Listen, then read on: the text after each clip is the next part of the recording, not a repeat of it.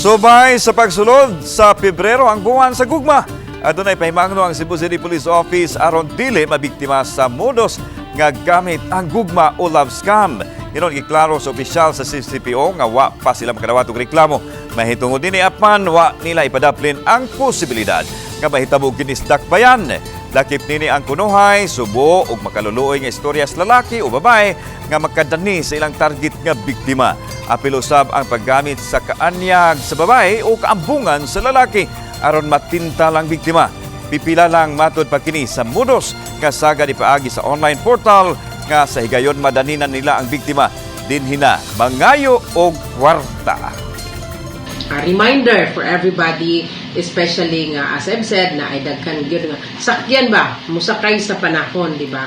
Kung ana magyud na kini mga scammer, musakay gyud ni sila sa unsay appropriate ana ng mga panahonan.